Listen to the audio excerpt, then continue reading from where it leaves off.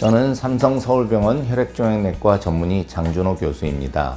제 전문 분야는 재생불량빈혈, 혈소판 감소증 등 양성 혈액질환과 급성백혈병, 골수형성 이상 증후군 등의 악성 혈액질환을 보고 있습니다. 이러한 질환에 대한 치료로서 우리가 항암 화학요법 그리고 동종조혈모세포 이식술을 해서 환자를 완치시키는 게 지금 저의 목표입니다.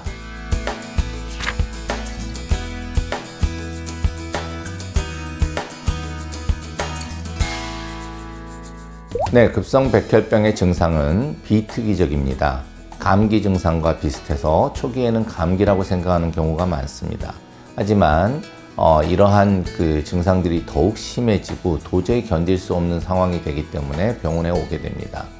급성백혈병의 진단은 골수검사를 통해서 우리가 확진을 할 수가 있습니다.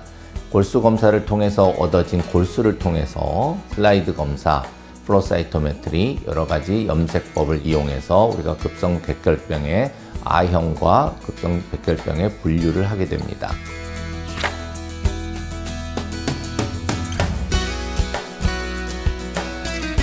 급성백혈병의 치료는 가장 중요한 것은 항암 화학요법과 예후를 따라서 동종조혈모세포 이식술을 시행하는 것이 치료의 근간입니다. 이렇게 치료를 하게 되면 약 50% 이상의 환자에서 완치가 가능하다는 것이 가장 큰 특징이라고 할 수가 있겠습니다. 급성백혈병의 치료는 상당히 복잡하고 힘들지만 다른 악성 질환과는 달리 완치가 된다는, 그리고 완치율이 높다는 것이 이 질환의 특징이라고 할 수 있겠습니다.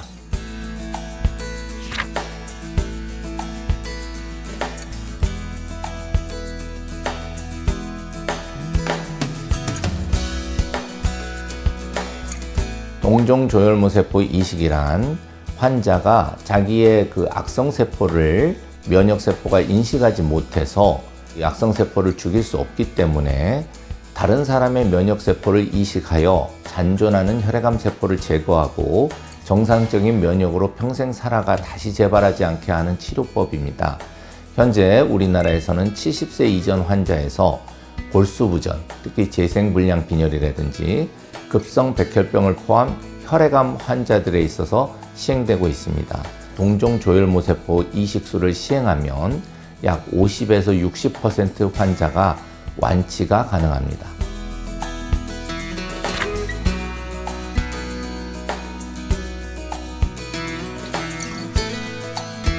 네, 급성골수성 백혈병이라든지 급성림프구성 백혈병으로 대표되는 급성백혈병의 치료는 항암 화학요법이 근간이 되겠습니다. 항암 화학요법을 시행한 후에 예후에 따라 동종조혈모세포 이식술을 시행할 수 있습니다. 동종조혈모세포 이식술을 시행하려면 우선 조직형이 맞는 공여자가 있어야 합니다. 먼저 형제간 검사를 시행합니다. 여기서 맞는 사람이 없다면 국내에 10만 명 이상 등록된 조혈모세포 은행에서 공여자를 찾을 수 있습니다. 외국인도 마찬가지입니다.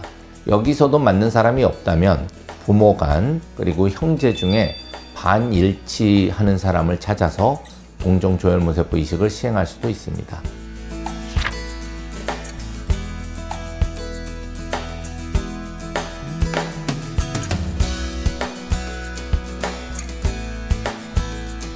급성백혈병에서 치료에 전체 걸리는 시간은 다음과 같습니다. 일단은 주요한 합병증이 없는 경우, 모든 치료가 순조롭게 진행되는 경우에는 항암 화학요법과 동종조혈모세포 이식을 받고 본국으로 돌아갈 때까지 약 6개월 정도가 소요된다고 보시면 됩니다. 물론 합병증이 발생하는 경우에 이러한 시점이 더욱 느려질 수 있습니다. 하지만 동종조혈모세포 이식술이 잘 진행이 되고 특별한 합병증이 없다면 본국의 의사나 병원과 연결을 해서 그 다음 치료는 본국에서 시행받을 수 있기 때문에 약 6개월간 한국에 머무르면 될 것으로 판단이 됩니다.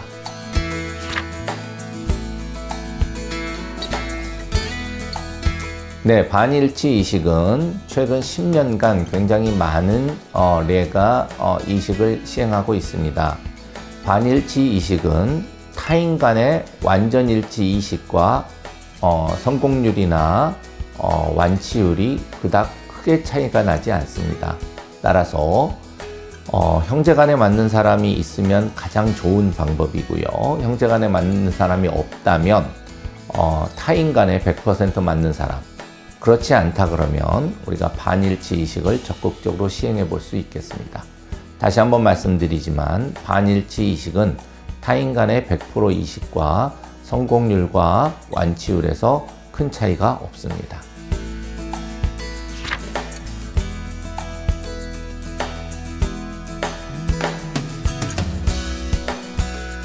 네, 동종조혈모세포 이식은 일반 간 이식이나 신장 이식과는 달리 자기 몸에서 수술을 해서 어떤 장기가 적출돼서 나가는 것이 아닙니다. 따라서 약간의 몸살 증상 그 정도만 있고 전혀 건강에는 이상 소견이 없습니다. 따라서 동종조혈모세포 이식 공여자는 건강에 전혀 문제가 없다, 그렇게 생각을 하시면 될 것 같습니다. 급성백혈병이나 혈액암에서 시행하는 동종조혈모세포 이식에서 공여자의 건강 문제는 상당히 중요한 문제입니다. 동종조혈모세포 이식술을 시행하기 전에 공여자의 건강검진에 준하는 검사를 시행하게 됩니다.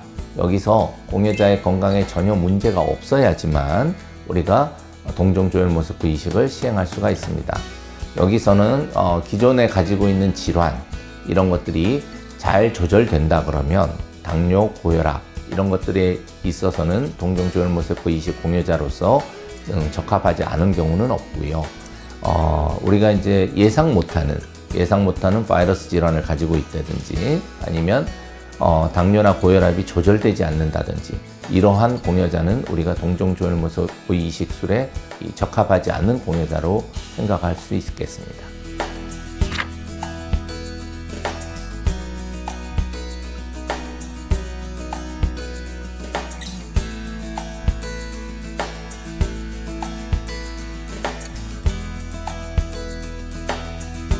동종조혈모세포 이식술은 어느 병원에서 시행받더라도 비슷한 절차를 따릅니다.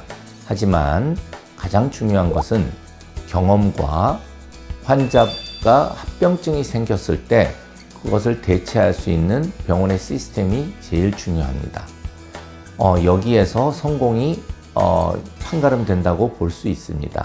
그렇기 때문에 어느 병원을 선택할 때 가장 중요한 점은 그 병원이 얼마나 경험이 많으며 그 병원이 합병증에 대처할 수 있는 시스템이 얼마나 잘 갖춰져 있는지, 그 부분이 가장 중요한 부분이라고 할 수 있겠습니다.